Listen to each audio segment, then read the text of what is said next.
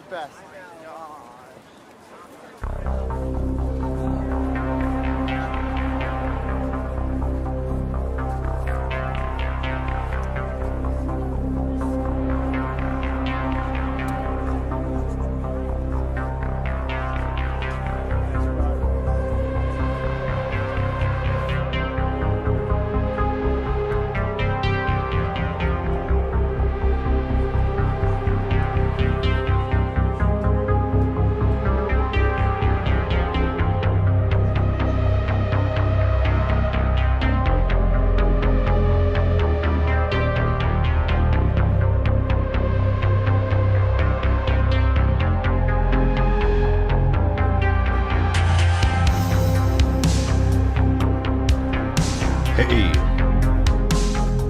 Welcome to the show. It's 7 o'clock on the East Coast. We have a good one here for you tonight. Quite frankly, it's the 21st day of March, and it is a cold one. We are back in throes, in the arms, the chilly embrace of winter. Even though we're 2 days into spring, it's winter today. I don't care what you tell me about it. Tomorrow we'll see where we head. I think we're back toward somewhere near the 60s on the weekend. Then it'll be spring again. And that's the topsy-turvy life in the month of March. Tonight we have the Collins brothers on with us, Paul and Phillip. They've done a lot of research and a lot of publishing of their work on the topics of transhumanism and technocratic dictatorship and all that stuff, and I found that it would be a really compelling combination of subject matter to push all of their research together with what is a very prominent trend in the news lately, talking about black swan events. And we're going to define black swan events for you because my other buddy Phil Cardwell, not Phil Collins, Phil Cardwell sent me a recent exchange he had with ChatGPT about black swan events. And I thought it would be really interesting to put all this stuff together and to just talk about how these events really launch us toward whatever the trajectory, the end goal is for a post-human world. At least we'll allow them, the Collins brothers, to lay out their stuff. Tomorrow night's going to be a good show, too. I don't know if Matt will be in. I think he will. He told me he wasn't feeling good last week, and that's why we didn't see him. But anyway, regardless, Fleckis is going to be on, and we're going to be able to do not only memory hold headlines, but I also want to do some big updates with the squatting, because the squatter stuff is getting worse and worse and worse. And I got some people. I had a friend of mine get in touch with me too. Some updates from his line of work, which is crazy. And now there are some reports about a woman in Manhattan who came and found people in her house or whatever, and she's been I don't know, discovered. Her body's been discovered in a duffel bag somewhere. It's one of those things where you say, how far will people get pushed? Oh well, it's a little bit easier to allow all of the political infighting of the day to stay far away from you when you don't have bums shitting in your hallways, because they have been signaled by forces at large that it's okay to do that and you have rights too. And nobody was in the house when you got there, so why not claim a little bit of creature comfort for yourself? Then, of course, there is the behavior at the border. I'm sure some of you saw the 100 or so, of course, flailing, crazy foreign men that were rushing the Texas National Guard, and they're very lucky that they didn't all get gunned down, because that would have been completely appropriate situation to employ some lethal force. But of course, that's what, oh man, you give them a body count. You give the people who have been doing this to us a body count. That's all they want. They would love to have some dead migrants. They don't care about them anyway. They're essentially biological weapons. You know, every last one of them is a biological weapon, all right? And I'm not saying that they're going to explode or necessarily spread a disease. The fact is that they are biological carbon-based life forms that are being used in a militaristic way. And of course, not afraid to crack a few eggs. They just don't want to be the ones to crack them. They want their enemies to crack those eggs. We'll talk about that stuff tomorrow, because tonight we have other things to do. And I hope that after the Collins brothers depart, we can take some more calls in the second half or whatever is left. And because I'm sure that this will spark some thoughts from you guys and gals. All right, I guess the quick thing I'll say right now is go to quitefrankly.tv, go to the forum, and please, ladies and gents, check out some of these wonderful things that are up there. The 6 Degrees of Separation thread already has nearly 30 responses, which is great. Okay, that anybody out there who wants to go there and leave a little factoid, an anecdote about you and your lineage, someone in your family tree, someone 6 degrees of separation who did something notable in a historic way, a pirate, a president, a famous actress, a ballerina, whatever it is, get in there and tell us about your 6 degrees of separation story. We also, the book club is starting on Monday. That'll be good. That's for you book club participants. We still have the favorite vehicle thread there. Insane side quests. That is something tells me just to have the patience to roll that out near Father's Day, because it would be a wonderful Father's Day thread. And there's more. Please jump into the forum. Okay, with that being said, we're jumping right into this one because I have a couple of things that I want to throw out to set the table for our guests. And yeah, don't go anywhere. We'll be right back.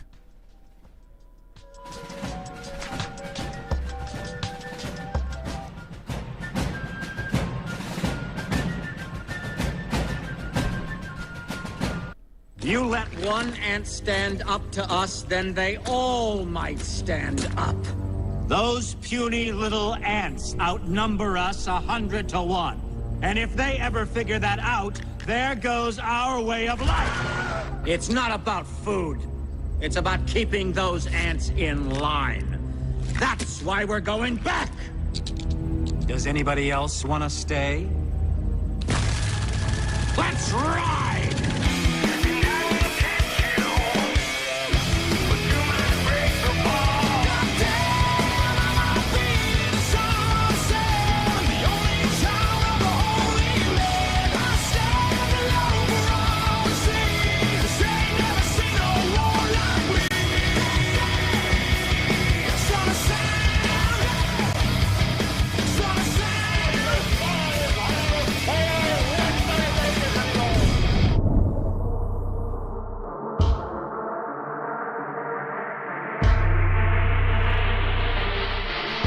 All right.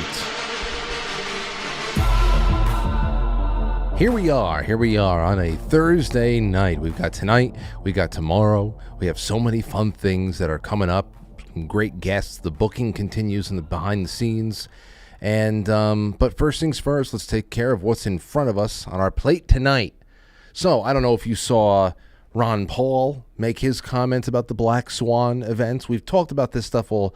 It's essentially just a more concise way of saying something is coming, something big, something that is, going to act as a huge catalyst, and then also something that's going to be hard to control. Well, here you have it. My buddy Phil, not our guest Phil tonight, went and asked ChatGPT, doing research for a college thesis, help me by defining a Black Swan event. And here's what ChatGPT said. A Black Swan event is a term coined by Nassim Nicholas Taleb in his 2007 book, The Black Swan, which refers to an event that is extremely rare, has severe impact, and is often inappropriately rationalized after the fact with the benefit of hindsight. The concept is based on the historical presumption that all swans are white, a belief that was disproven with the discovery of black swans in Australia. Taleb uses the metaphor to discuss the limitations of our knowledge and folly of predicting extreme outcomes based on past occurrences. Now, the folly of our knowledge and the limitations of our knowledge and the folly of predicting extreme outcomes based on past occurrences. Well, it's really the limitations of the average person's knowledge, of course.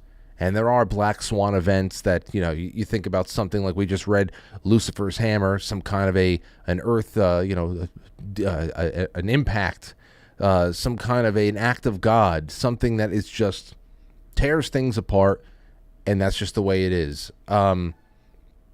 Here's an example, widely accepted examples of past black swan events. And like I said, limitations of our knowledge. The 2008 financial crisis, which had global repercussions that were not widely predicted by economists. Well, at least one of them did. And then, of course, 2001, September 11th, which significantly changed global politics and security measures. That was a black swan event, no doubt about it.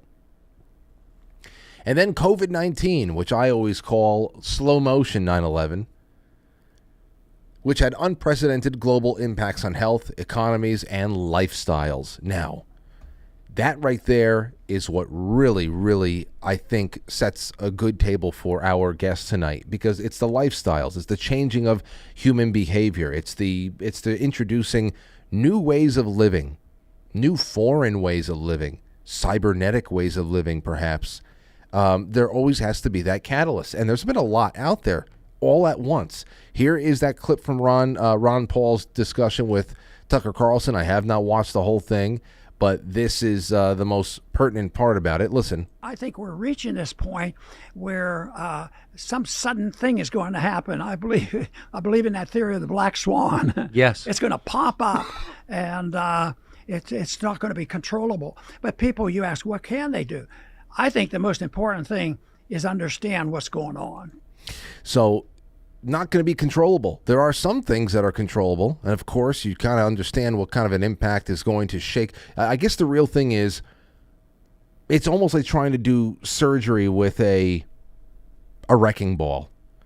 And I always use the metaphor of the wrecking ball, or the allegory of the wrecking ball and the scalpel. What you need to do first, if you want to really try to change society, you have to be able to break down everything that's limiting it from a paradigm standpoint, paradigm of thought, whatever the hell it is. It has to be broken down. There needs to be some kind of a blunt instrument that is used to just smash it first.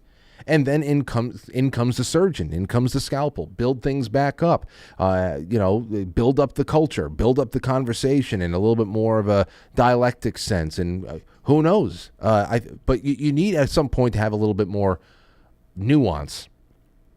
But there's always going to be a ripple effect. There's always going to be something, collateral damage, that you can't control. And then there's other things like, well, what could that black swan event be? Well, it's not like we wouldn't have seen this coming in Ukraine, but this is a big one. Why is the West suddenly revealing its troop presence in Ukraine? This is pretty dangerous stuff right here. And we've been waiting and for a long time now to see when the other shoe is going to drop. Here it is. When you have people like these in Germany over here, German Air Force officials revealed that United Kingdom has people on the ground in Ukraine discussing how German Taurus long-range missiles could be operated in Ukraine. One official said that Germans know how the English do it. They have several people on site.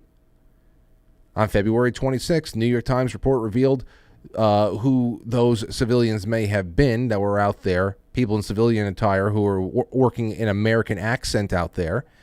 More than 200 current and former officials leaked to the New York Times that scores of CIA officers are in Ukraine. That's probably just where they live, especially since 2014, where they helped the Ukrainians by providing intelligence for targeted missile strikes and intelligence support for lethal operations against Russian forces on Ukrainian soil. There's no doubt that some of them are geared up.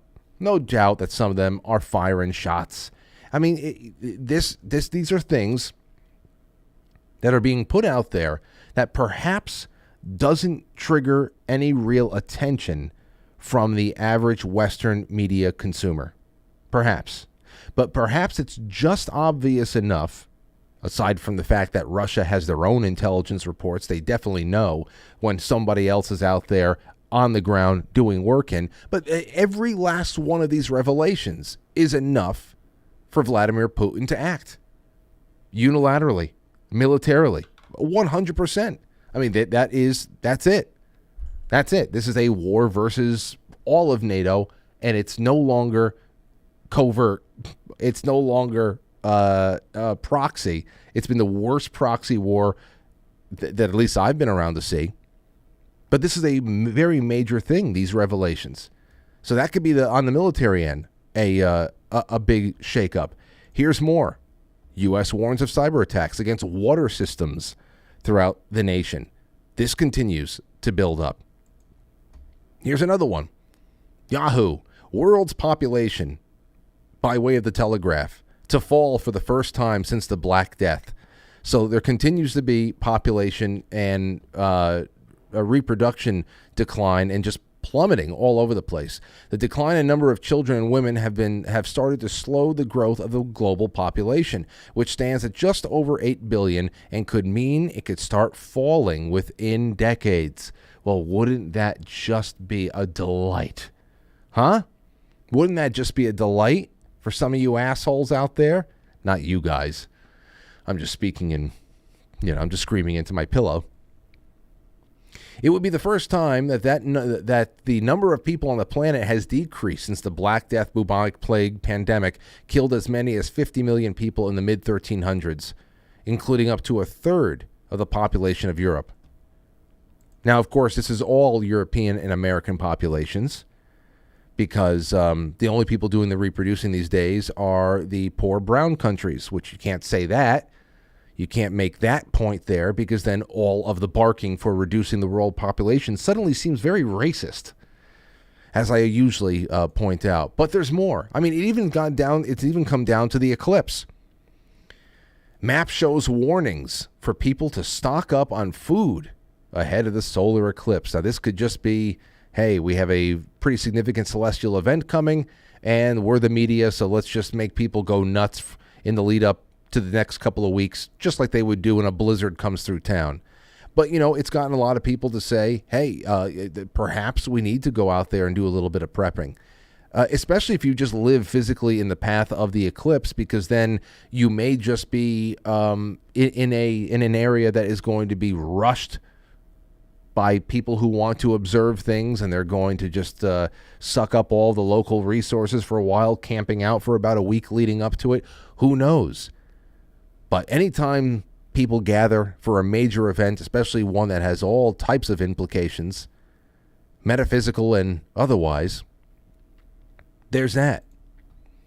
So the other thing here I asked, my friend asked ChatGPT, is that based on current knowledge of the world today, which of the events that you mentioned are more likely to happen? And those events he was talking about, technological disasters, they say. It could be an environmental, economic, geopolitical, health and pandemic, astronomical events, things like that. But ChatGPT said, given the current global landscape, as my last update in 2023, a technological disaster related to the misuse or uncontrolled aspects of artificial intelligence seems to be among the more likely scenarios for a potential black swan event in the near future.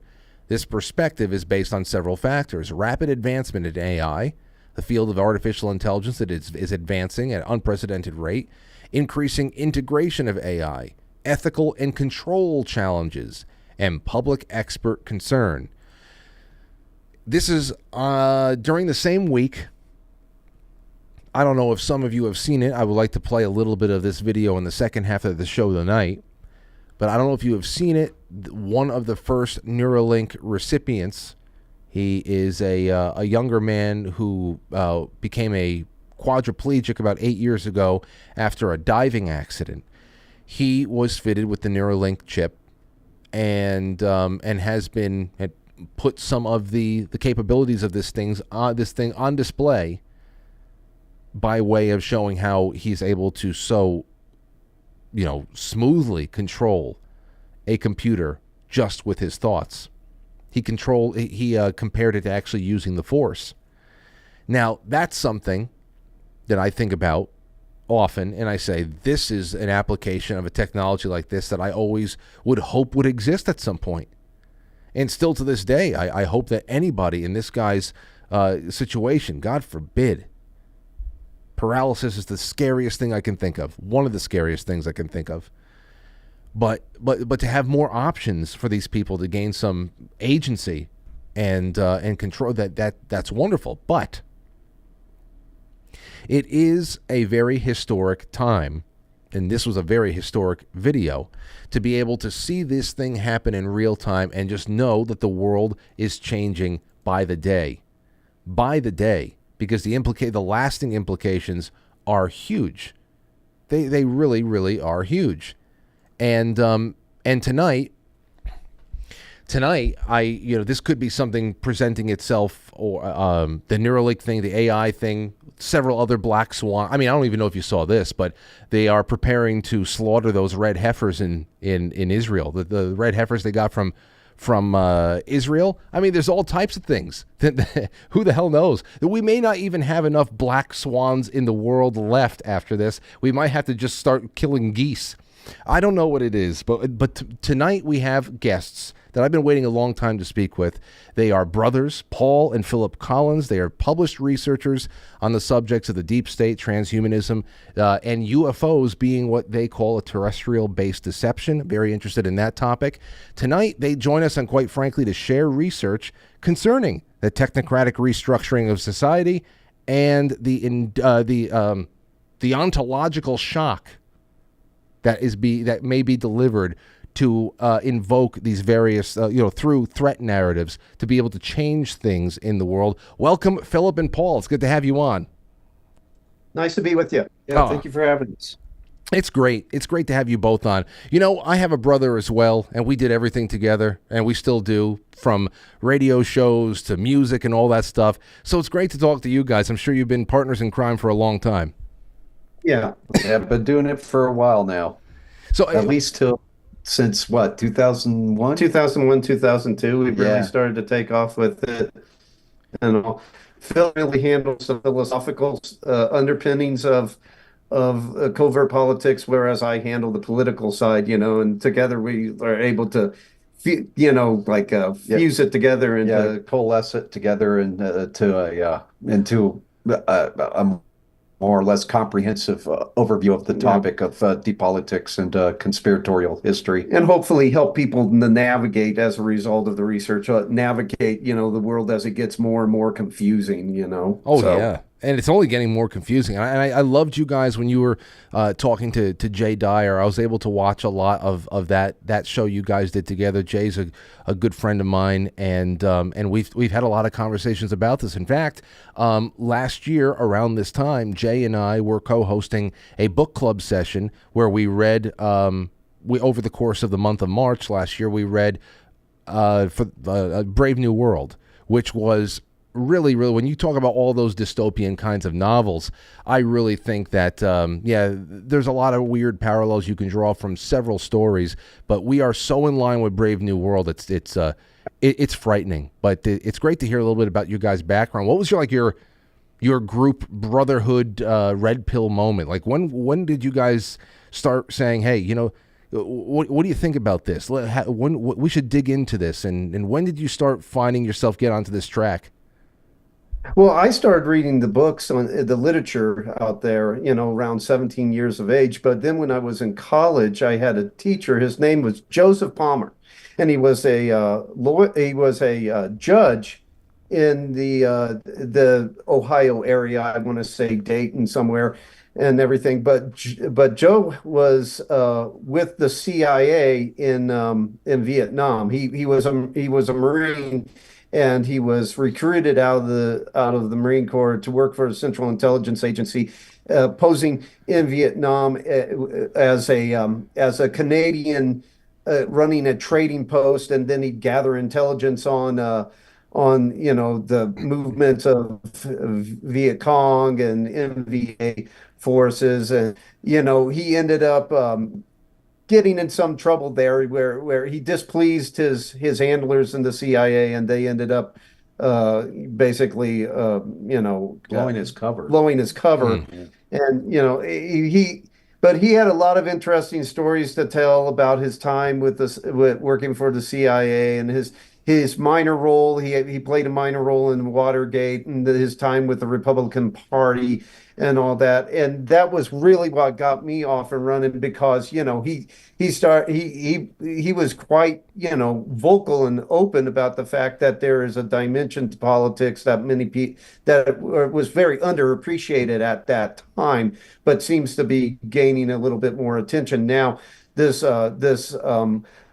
dimension of politics that involves covert political circles, secret societies, oligarchs, that whole side, the side that you get into once you drop the whole understanding that comes from like a high school civics class. Oh yeah. So that's really where it started with us. But like I also wanted to say, because I know that you were on with Timothy Gordon and you were reading Malachi Martin's Yeah. book, Windswept House, which is another very prophetic book. Um, we also worked when we started to really get up and going with this around 2001, 2002. We worked with Michael Corbin, the syndicated radio talk show host out of Denver, Colorado, and he did a lot of interviews with Malachi Martin. And Malachi Martin, he regarded Malachi Martin as his spiritual mentor, and one of the reasons why he ended up returning to his Catholic roots. And so, we kind of had so many degrees, separation from Kevin Bacon. Well, for us, it's so many degrees separated from Malachi Martin. So, and he had a lot of Michael taught us a lot, about what Malachi Martin had shared with him. That's the man. I'll tell you, I'm very jealous of anybody who got to interview Malachi Martin in any kind of a way, and I've binged, especially those 7 appearances he had with on Coast to Coast with Art Bell. I've binged on those 7 episodes at least 4 times over, and because they're just great, and the writing is wonderful too. I brought Timothy Gordon on to do Windswept House. That was the first book that we did in our book club. But like I was saying, I was encouraging people to jump on with us. It was long. It was a little confusing because there's a lot of mechanical aspects of the Vatican over there and the hierarchies of and all, but still it was so much more of a geopolitical thriller than it was something that only a Catholic would appreciate, and that's great. Absolutely. Yeah, I mean, especially when you get around to the chapter Friends of Friends, you have to, really read slow, and you could get really lost when it comes to that chapter Friends of Friends. But that really captures the way that it really works, because we're not talking about something that's monolithic. We're talking about a constellation of different forces that sometimes compete with one another, and sometimes one is stronger than the other, and Martin, I believe, really captured that in Windswept House. But that's really what got me set off was when I, was learning from Joe Palmer in college. And then 9/11 happened, and I decided that it was time to really start writing about the stuff and, start putting down to paper, some of the research that we had been collecting for that time. And then Phil, of course, kicked in with the philosophical dimension and the philosophical underpinnings at a time when many researchers out there weren't really talking about it. Now it's kind of commonplace, but at that time, there were many people that couldn't tell you about Francis Bacon or David Hume or any of the Enlightenment philosophers, and how they really their contribution to what we would call the deep state, and Phil really got into that at a time when not many other people were talking about it. Well, go ahead, Phil. 'Cause I was going to ask you a question. But go right ahead. Sure. Well, I was while I was working towards my associate's degree in college, I took a course called Science and Religion. And what I noticed about that course at the time was that there was this overwhelming assumption that the physical sciences could lay claim to universal competence. That all other disciplines should be regarded either regarded as subordinate to the physical sciences or dismissed outright. And the problem with that, with that assumption, is that the natural sciences, they're not the only means by which science in any field can be sought. The natural sciences must concern themselves with what is quantifiably and empirically demonstrable, and those epistemic constraints raise questions about the universal competence of the natural sciences, because there are several things that cannot be scientifically proven, but they're perfectly rational to accept, like metaphysical truths, mathematical and logical truths, ethical beliefs.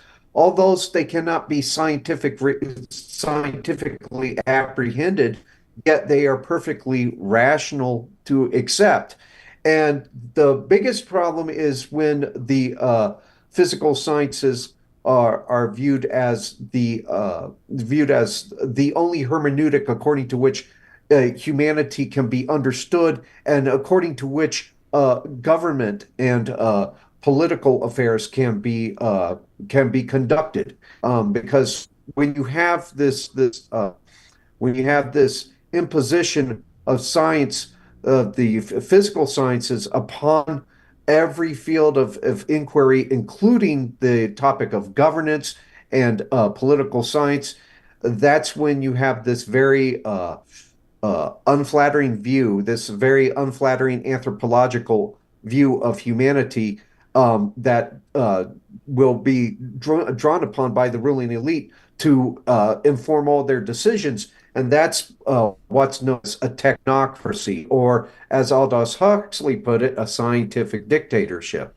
And that's been the chief focus of most of my research, has been technocracy, or a scientific dictatorship. Scientism, which of course is the fetishization of science, the view of science being a veritable gnosis. It's like a new Gnosticism. And that's what drew me into the topic as well. Yeah, and there was overlap there between the two of us to where we had to collaborate, because when you talk about either the deep state or you talk about technocracy, you can't separate the two. Because if you look at Francis Bacon, who really set technocracy off and running, he talked about an invisible college. Well, that he was conceptualizing the deep state right there when he started to talk about an invisible college. And, the invisible college was very technocratic. And if you look at, the deep states, in any of the industrialized nations, the deep states, they're all very technocratic. They sidestep democratic processes altogether. They sidestep representative government insofar as they're able. So the two topics just become wedded. It's the and so that's why we work together a lot on Well, anybody in our anybody that has been conscious for the last 4 years has seen how the two topics are so very pronounced, in the way that, I mean, science held up has been used as a cudgel to destroy all types of once rational ways of living and commonsensical ways of living, especially since 2020. And talking about the shaping of the world and moving us toward a technocratic tyranny that I know you guys publish so much work on. Let me throw this out to both of you, and I don't care which one of you starts with it, but the last line in that bio of yours that I read out there, I think is very important. You say the concern, you guys do research concerning the technocratic restructuring of society and the inducement of ontological shock through the invocation of various threat narratives. Now, that is so important right there. I would love to hear you guys expand on the using of shock trauma to mold new realities, especially where we are right now, because on this show, we have dipped in and out of the topic of society-wide state of shock since March of 2020.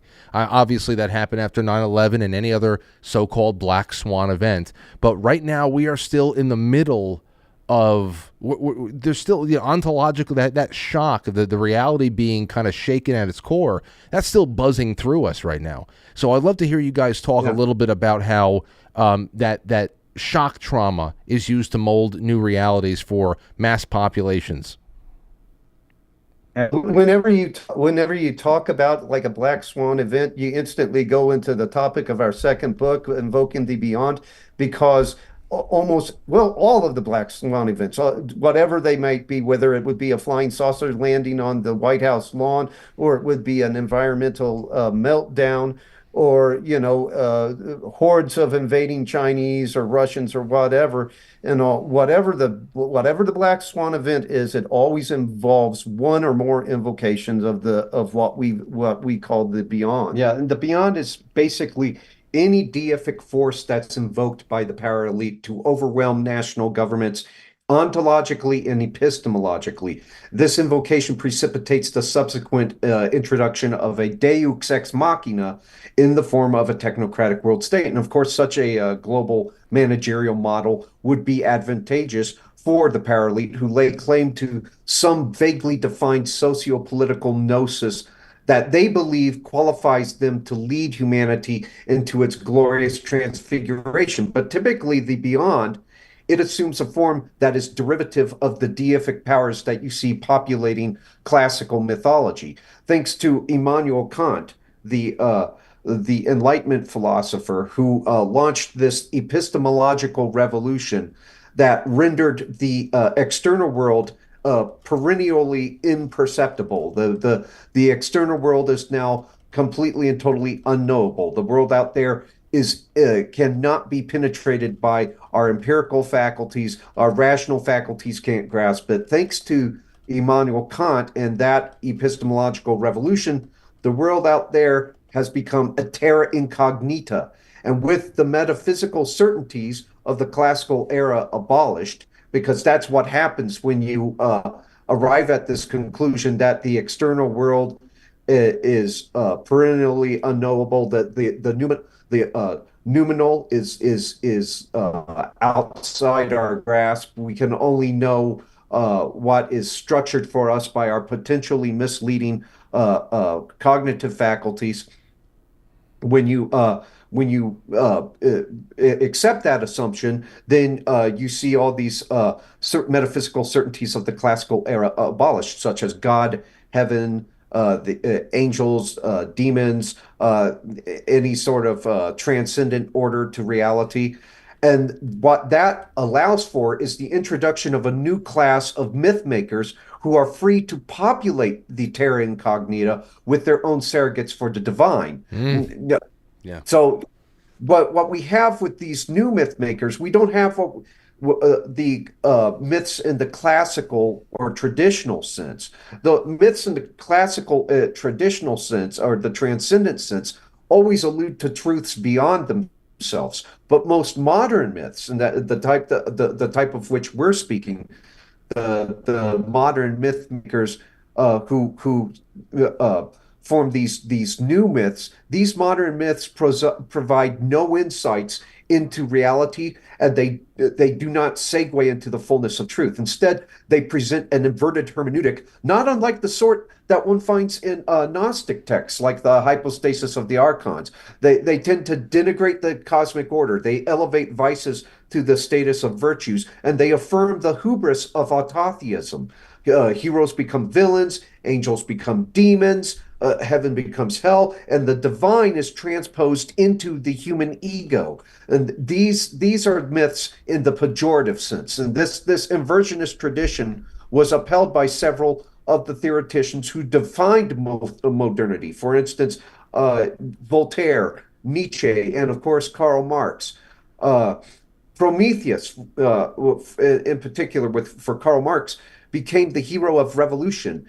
And likewise, the rebellious Titan became the hero of the communist revolution. He, instead of being a symbol of the diseased Masotheistic mind and its cosmic hubris, Prometheus was now regarded as the mythic archetype whose qualities were emulated by socialist radicals. And not surprisingly, the actual malevolent intelligence upon which Prometheus was loosely based, which of course was Satan. Lucy, yeah. Uh, yeah, was captured Marx's youthful mind. Direct and indirect references to Prometheus's biblical counterpart, Satan, litter Marx's poetry. But we see this inversionist narrative tradition on display with the various invocations of the beyond. The beyond can be invoked as the wrathful earth goddess, which is a distortion of God's immanence and the relationship of the feminine to the divine.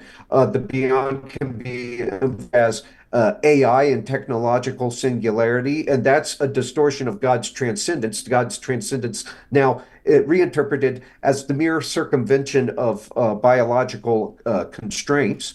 The beyond can be invoked as the super weapon, and that is the Promethean flame reinterpreted as an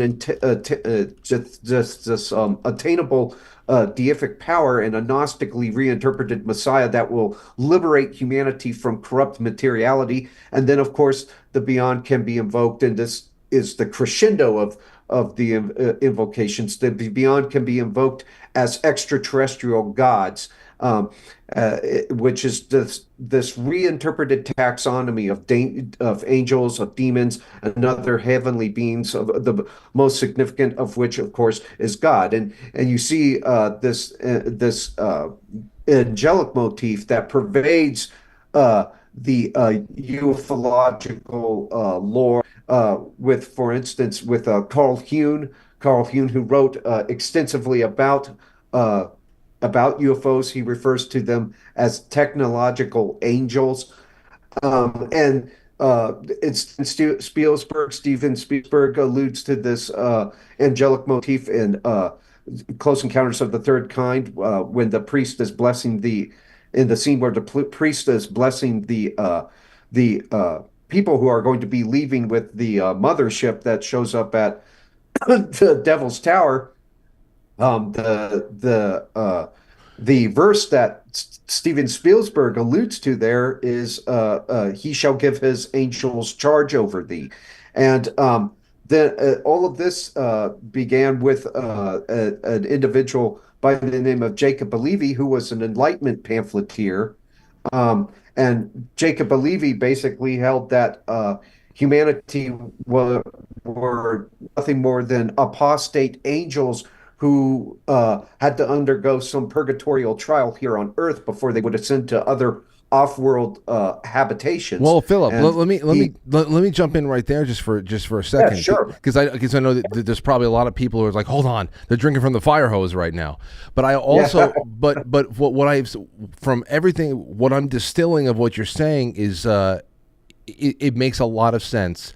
And it goes really hand in hand with a lot of what we've discussed here, especially what we've seen develop over the last even just 10 years. First of all, you started out talking about what is, I really would say, is the Hegelian dialectic, just pretty much, having these problems, of course, creating problems that solutions were already there waiting for.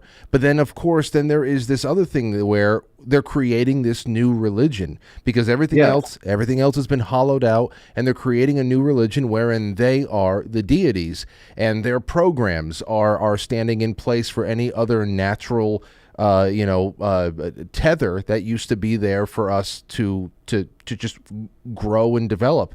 But there, the thing I think is really incredible is what I had a conversation with a priest friend of mine a few weeks ago, and you were talking about how they raise vice up. And they take away, just more and more of that stripping away of any of the metaphysical transcendency that we may be able to, get over time in life. And I tend to look at it as like skin worship, really, because the only thing that the culture is based in right now is what you can make of your own body. Whether you're altering this thing, you're reimagining your own gender, you're putting an implant over here, you're piercing something, you're tying something other, you're splitting your tongue so you can look like a serpent. It's so limiting. It's like a prison without walls. But Right. The one thing that my friend, the priest, was telling me is that he was talking with somebody who worked a little bit more in social sciences and just really interviews a lot of people, does a lot of surveys. And what they were so concerned about with is that whereas you do see pockets of people that are drifting toward things like witchcraft a little bit more, that the most disturbing trend that they see in especially American society now is that there is this sharp incline of people who have absolutely no interest in anything that is transcendental at all.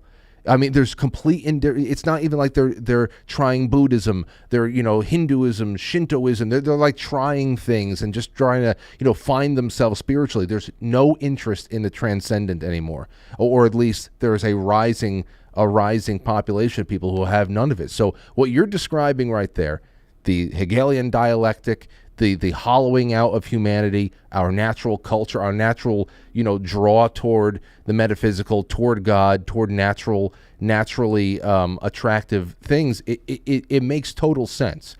It really does. And your research definitely is bearing fruit at this point. Oh yeah, unfortunately, yeah. But when we talk about black swan events, it will involve one of those invocations of the beyond. We'll either have the wrathful earth goddess telling us, look, you're going to have an environmental meltdown if you don't get your act together, or we're going to have And typically, AI. Well, AI is starting to gain sentience, and it's going to render humanity irrelevant. Or you're going to have, like we said, you're going to have something involving extraterrestrials, and that could be the black swan event. It's hard to tell what Catherine Herridge and what Ron Paul might think it would be, but we really think it's coming out of one of those major invocations of the beyond. And in my humble opinion, it seems to me that the year before last, we had a congressional panel over UFOs, investigating UFOs, and there was a rebranding of it as UAPs because there's such a stigma on the term UFOs. Then you had David Grush come out last year, and David Grush is completely really a product of the intelligence community. We've gone into him in quite depth, a lot of depth and detail in our latest set of articles, Deception Through Disclosure.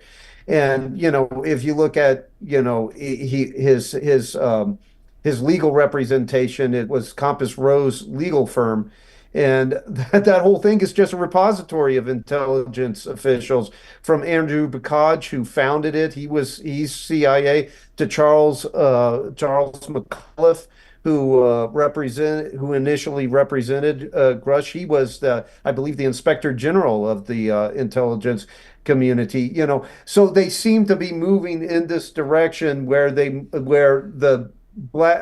big black swan event could be like, I guess, what you would term a cosmic Gulf of Tonkin. I was going to ask. So you think that the UFO question is going to be center stage?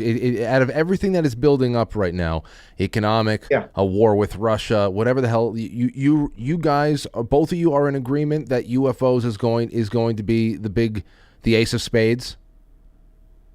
It certainly appears to be the case. It looks like it's going to be their Hail Mary. Now, it honestly, granted, it's a piss poor one, and it's one public probably won't fall for too well, and all. But you got to understand that we're living in what we call the age of the failing narrative, where every narrative that they have put out there is now straining people's credulity, and they just don't fall for it anymore, especially after the overreach during the coronavirus and all. People don't believe anything that the experts say about any of the different threats or menaces now, because they received so many contradictory and irrational messages during COVID and all. Don't wear a mask, wear a mask, and wear two masks, stand so many feet apart, like that's going to make a damn bit of difference. Right. Their credulity has been strained. It doesn't help also that the elites haven't done a great deal to maintain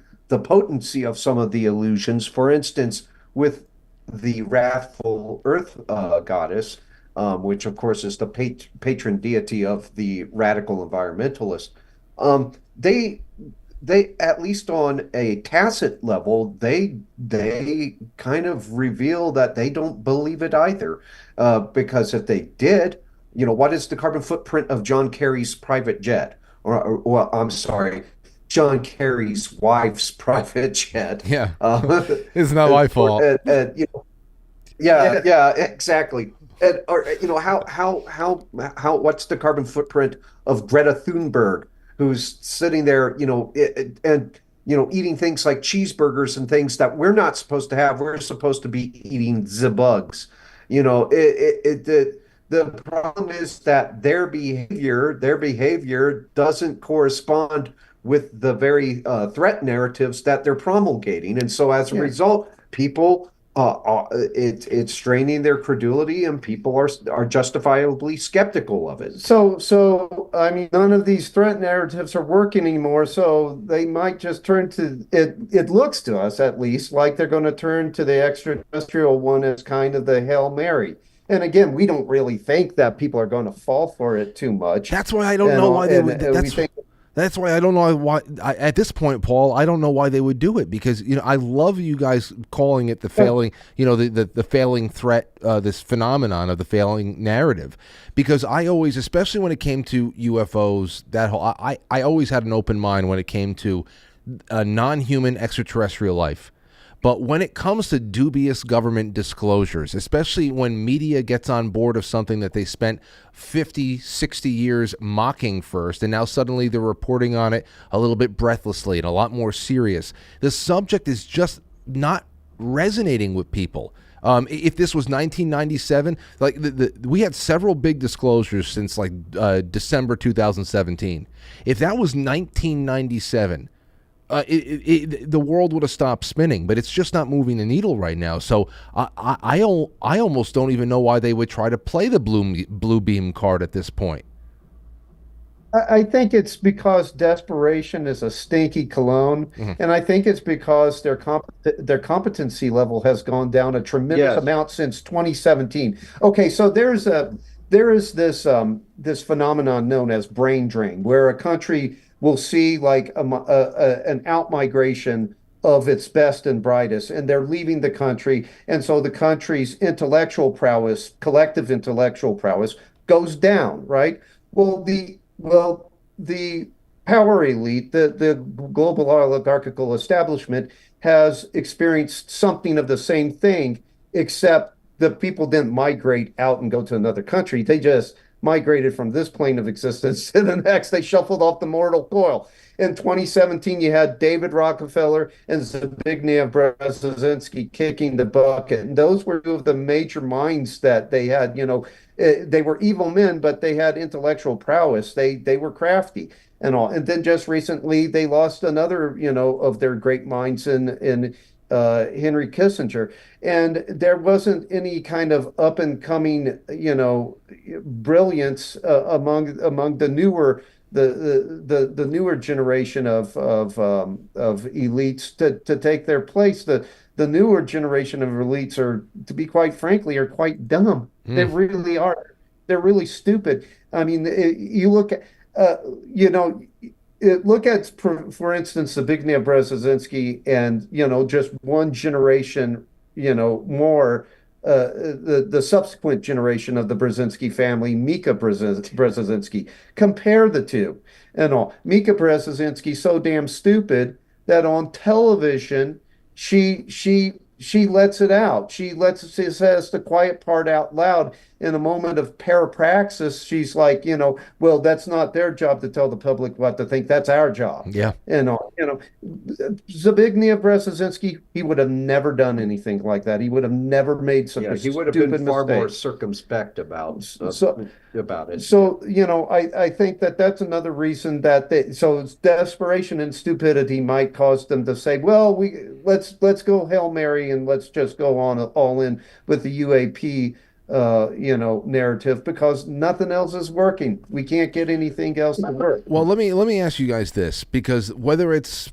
aliens landing on the front lawn of the White House, whether it is a major global military conflict or several waves of economic collapse, migrant crises, there's like regional strife. I don't know. The Canary Islands slide into the Atlantic Ocean. There's a super tsunami that takes out the East Coast. Whatever the hell it is that really shakes things up.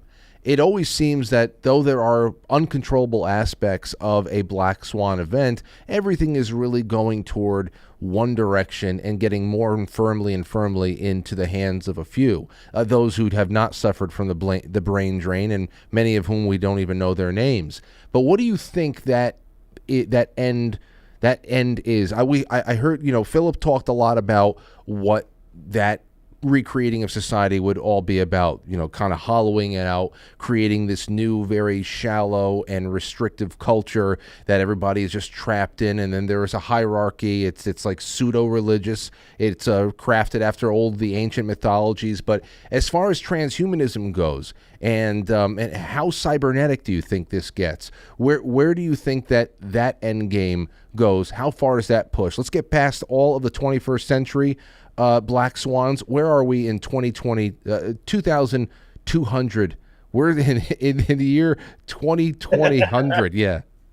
We know where they want to be. We know where they would like to be. They would like to be at a place where the technocrats have been enshrined as the de facto the de facto men of cloth, that they'll be our new priesthood, and that everybody just accepts what they say without any opposition, without question. That's where they would like us to be. But to be quite honest with you, I don't think it goes that way. We don't think it goes that way, really. They're up against a macro trend of decentralization, of things scaling down, of things getting smaller. And that's a macro trend that is completely organic and energized by a lot of factors that people don't have really any kind of control over. So they're going to try to pull this off, but they're going to fail spectacularly. And where's the threat in that for us? Well, the threat in that for us is that they've collateralized, the better part of 7 billion people here. And so, there'll be a lot of suffering when the whole project comes crashing down, but they're not going to be successful at that, and they're certainly not going to be successful in merging man and machine and bringing us into some kind of virtual reality collective, some kind of, I mean, like if you try to transfer a human brain to a computer, in my opinion, you're going to get a brain dead human in just a series of ones and zeros on your computer screen. I love it. You look at transhumanism.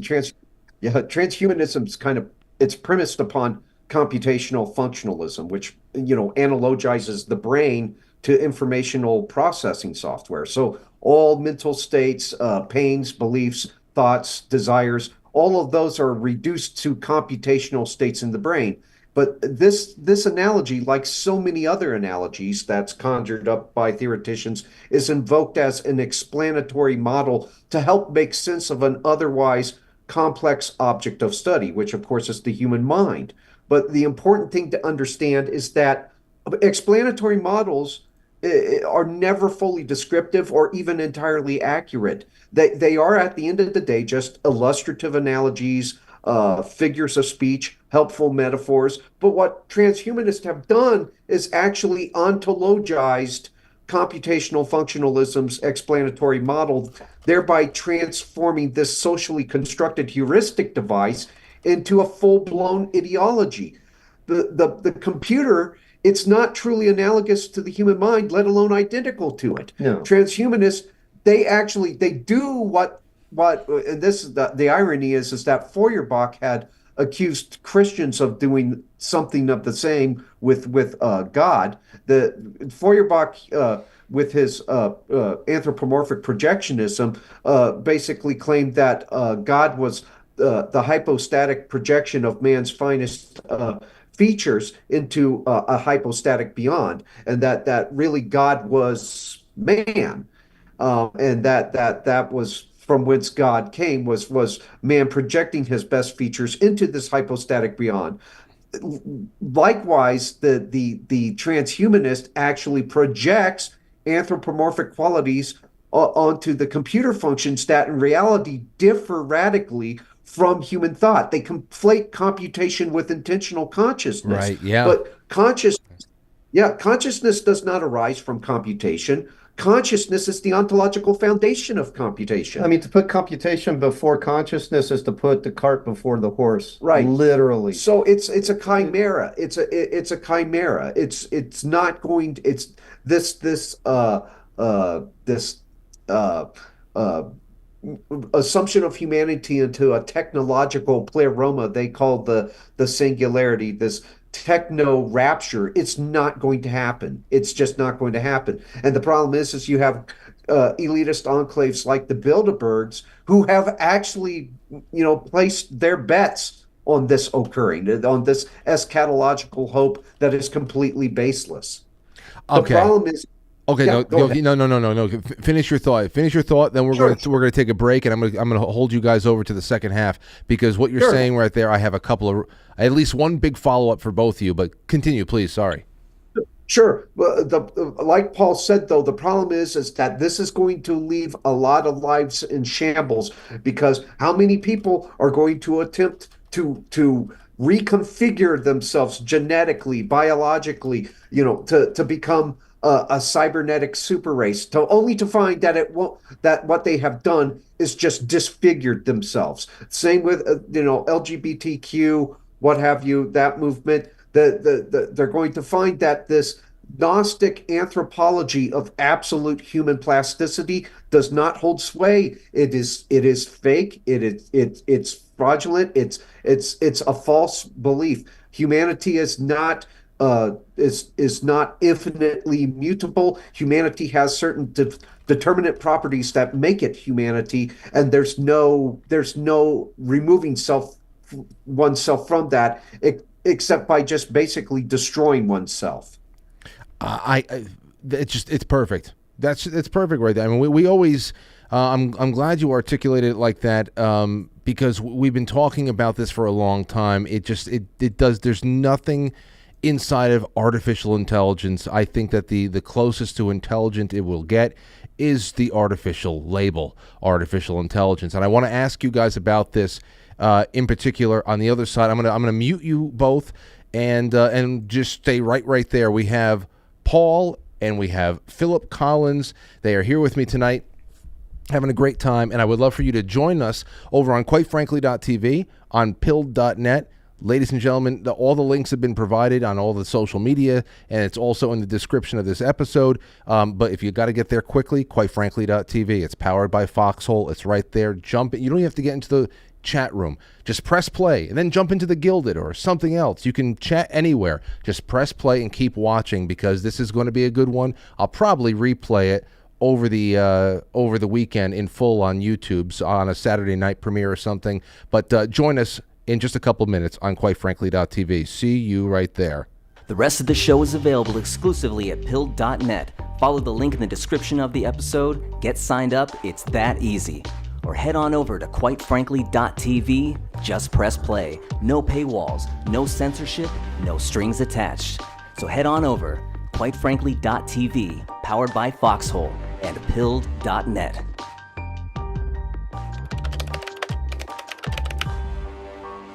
It's intermission time, folks. Time out to press the like button. Thank you. Ladies and gentlemen.